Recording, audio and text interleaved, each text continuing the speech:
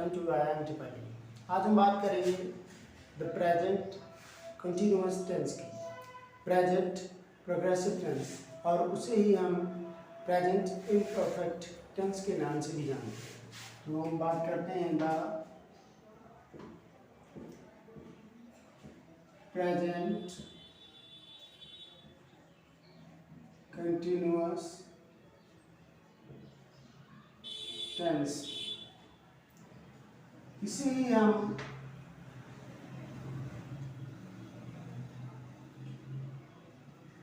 Progressive और imperfect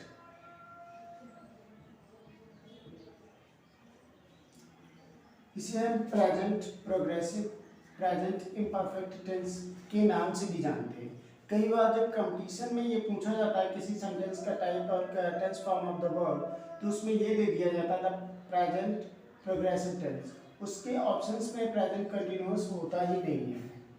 तो आपको ये जानना जरूरी है कि प्रेजेंट कंटिन्यूअस टेंस को हम प्रेजेंट प्रोग्रेसिव टेंस भी कहते हैं और प्रेजेंट इम्परफेक्ट टेंस भी कहते हैं। रिकॉग्निशन,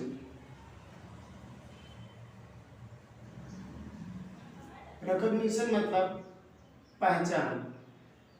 तो इन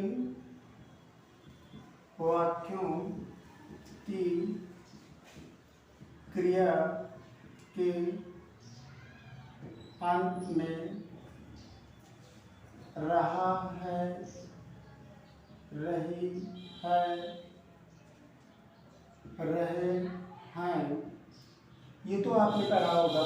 रहा है, रही है, रहे हैं आदि शब्द आते हैं, लेकिन रहा, रही है, रहे हैं अथवा हुआ है, हुई है, हुए हैं आदि शब्द आते हैं। ये आपकी रिकॉग्निशन हो गई कि ऐसे वाक्य जिनके लास्ट में, अगर हिंदी में सेंटेंस और उसके लास्ट में आपका टेल पोर्शन ऑफ दैट वाली सेंटेंस इज रहा है, रही है, रहे हैं अथवा हुआ है, हुई है, हुए हैं, तो वो सेंटेंस आपकी प्रेजेंट कंटिन्यूअस टेंस की होगी। तो ये पहचान हो गई। अब बात करते हैं स्ट्रक्चर की।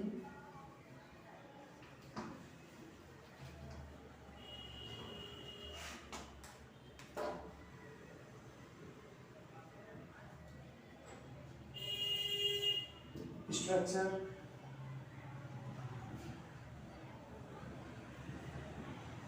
अफर्मेटिव, तो अफर्मेटिव में आपका आता है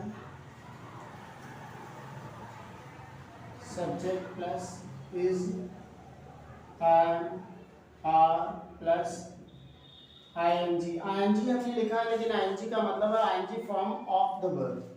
ING form plus object plus RP.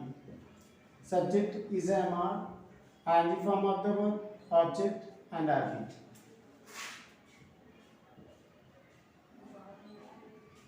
Negative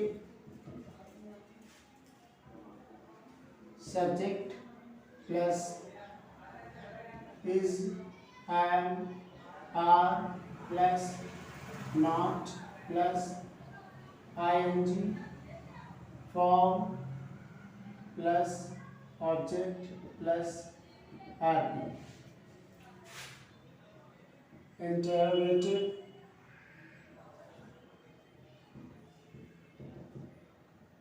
type first जो होता है वो आपका आएगा is, am, are plus subject plus ING form plus object plus RP plus question mark.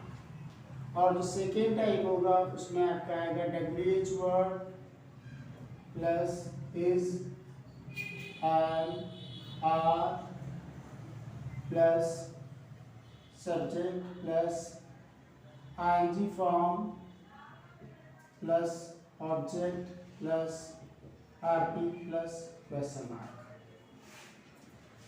ये बात आपकी हो गई स्ट्रक्चर की। अब हम बात कर लेते हैं कि हम इन हेल्पिंग वर्ब्स को यूज कैसे करते हैं। नोट, आई के साथ में आपका आई का प्रयोग होता है, ही, शी, इट और एस एन एस का मतलब है सिंगुलर नंबर सब्जेक्ट के साथ में आपका आता है इस, we, you, they, P N S के साथ मतलब प्लूरल नंबर के सब्जेक्ट के साथ में आपका आता है आर। तो स्ट्रक्चर की बात हो गई, अफर्मेटिव, नेगेटिव, इंट्रोगेटिव के दोनों टाइप की बात हो गई। एक तो सिंगल एस्ट्रो टाइप और दूसरा डब्ल्यूएच वर्ड टाइप। तो दोनों टाइप की सिंगल इंट्रोगेटिव जो क्या से हिंदी में सेंटेंस शुरू होती है, और डब्ल्यूएच वर्ड टाइप जिसमें एक क्वेश्चन वर्ड पहले से दिया होता है। हेल्पिंग वर्ब्स का यूज हम कैसे करेंगे, आई के साथ में एम का करेंगे, ही, शी, इट और सिंगुलर नंबर सब्जेक्ट के साथ में इसका करेंगे, we, you, they, P N S मतलब प्लूरल नंबर सब्जेक्ट के साथ में आर का करेंगे।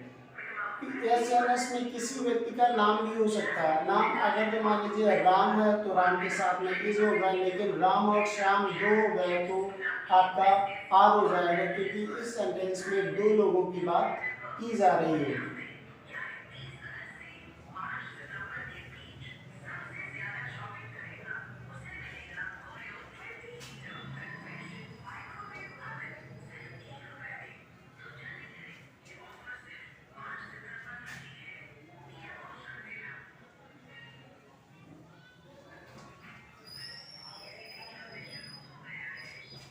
चलिए बात कर लेते हैं एग्जाम्पल्स की।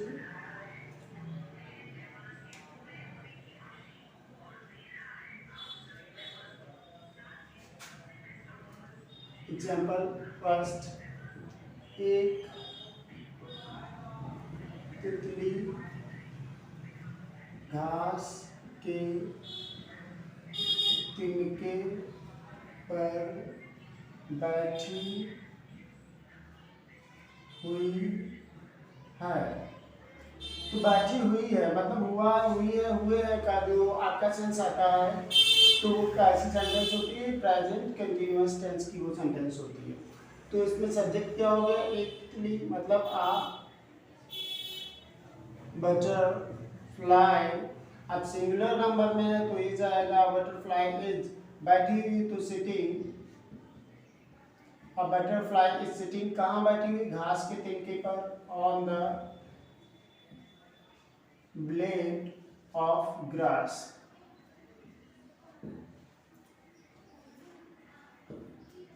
सेकेंड अगर जो हम कहें तो मैं कहीं नहीं जा रहा हूँ। अगर नेगेटिव की हम बात करें तो इसको हम दो टाइप से बना सकते हैं। एक तो आपका बनेगा आई एम नॉट गोइंग एनीवेयर। दूसरा और करके हम इसे बना सकते हैं आई एम गोइंग नोवेयर। अगर I am not going anywhere मैं किसी स्थान को नहीं जा रहा हूँ, और आई एम गोइंग नोवेयर मैं नहीं जा रहा हूँ किसी भी स्थान को, दोनों का मतलब एक ही है। नेक्स्ट एग्जांपल लेते हैं हम।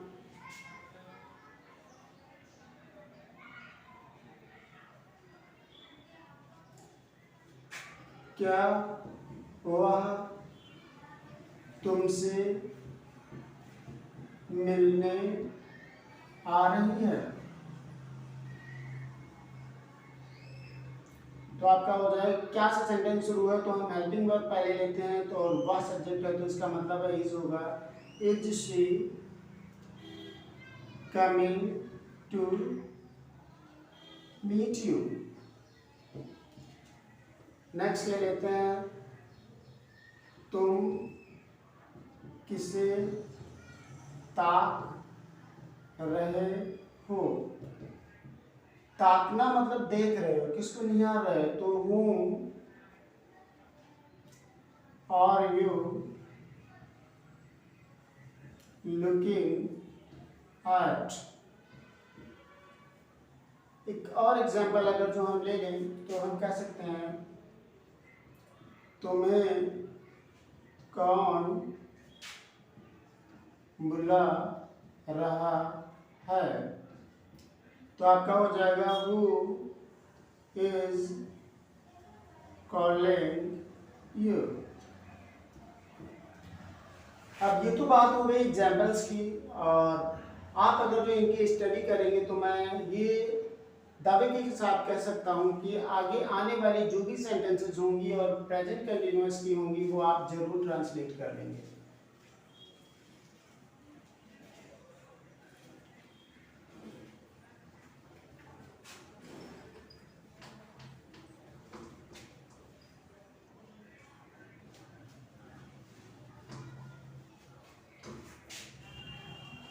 अब हम इसके यूज की बात कर लेते हैं। तो प्रेजेंट कंटिन्यूअस टेंस का यूज क्या होता है? It is used to denote an action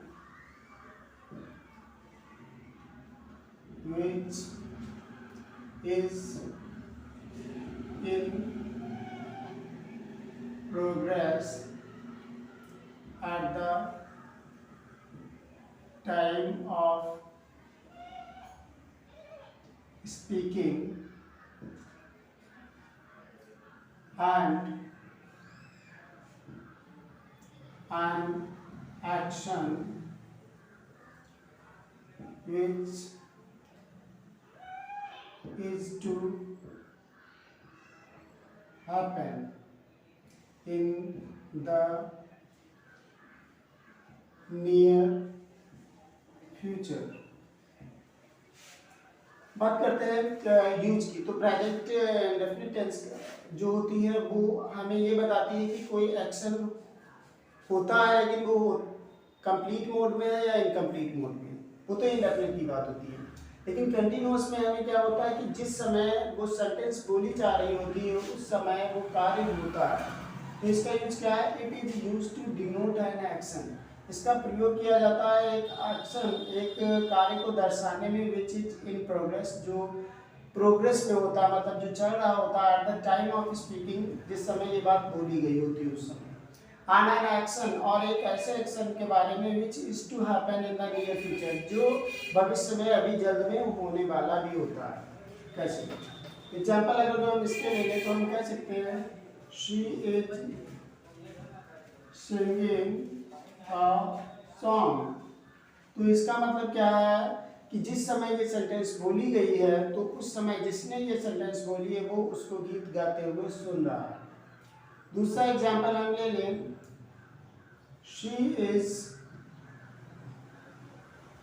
coming to you tomorrow. तो इसका क्या है? She is coming to you tomorrow, मतलब वह तुम्हारे पास कल आ रही है। इसका मतलब ये आज नहीं होना है। And this is also not being done at the time of speaking, ये स्पीकिंग के समय पर भी नहीं किया जाता है, बट ये हमें बताता है the action is to happen, कि भविष्य में होने वाला, मतलब कल होने वाला, वह कल आएगी। अब हम बात कर लेते हैं कुछ एडवर्ब्स की जो आपके प्रेजेंट कंटिन्यूअस टेंस में यूज होते हैं।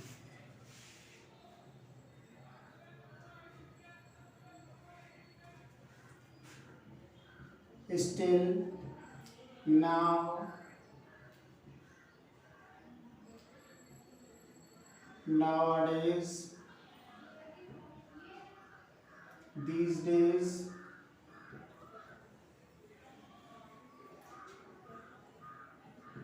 at present, at the moment, etc। तो ये जो कुछ वर्ड्स हैं जिनका प्रयोग प्रेजेंट कंटिन्यूअस टेंस में किया जाता है, still, now, nowadays, these days, at present, at the moment, इनका प्रयोग आपका प्रेजेंट कंटिन्यूअस टेंस में किया जाता है।